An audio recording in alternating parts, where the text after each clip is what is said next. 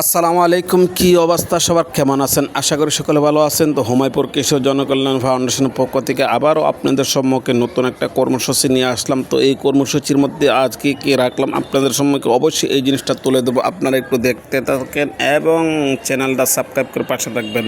তো বেশিটা হচ্ছে, হঠাৎ করে আমাদের বাটি অঞ্চলের মধ্যে সবচাইতে বড় কবরস্থান, আর এই কবরস্থানটা পরিষ্কার করার উদ্যোগ নিয়েছি আমরা। যেহেতু কবরস্থানের মধ্যে এখন বর্ষাকাল, শিয়াল এসে গেছে, আর শিয়ালে এসে বিভিন্ন কবর করে ফেলে, এই কারণে কিন্তু আমরা উদ্যোগ নিয়েছি কবরস্থানটাকে পরিষ্কার করার জন্য।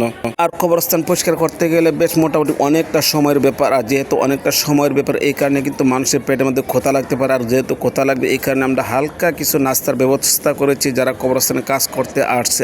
আর কাজ করতে গেলে পেটের মধ্যে প্রচণ্ড খিদা লাগে, আর যেহেতু প্রচণ্ড খিদা লাগে, এই কারণে কিন্তু আমরা জিনিসগুলো নিয়ে আসলাম। আর এর মধ্যে কিন্তু আমাদের প্রত্যেকটা প্যাকেটের মধ্যে আমরা দিচ্ছি 1 বোতল মামপানি এবং খাবার স্যালাইন, পাশাপাশি দিচ্ছি আমরা বিস্কিট এবং রুটি, কলা।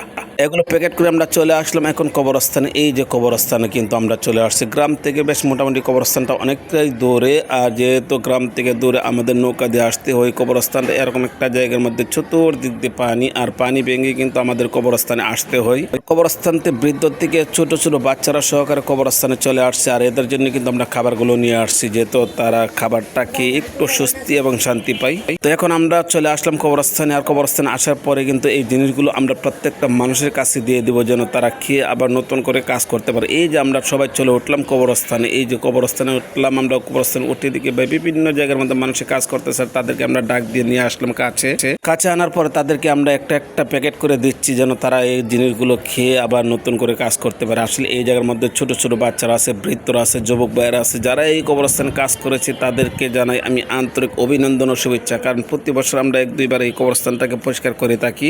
ঠিক এরকম ভাবে কবরস্থানটাকে পরিষ্কার করলাম। এই যে দেখেন, বৃদ্ধ হয়ে গেছে, তারপরও কবরস্থানকে ভালোবেসে তারা প্রত্যেকটা মানুষের কবরস্থানে চলে আসে কাজ করার জন্য। এখন আপনার কি মতামত?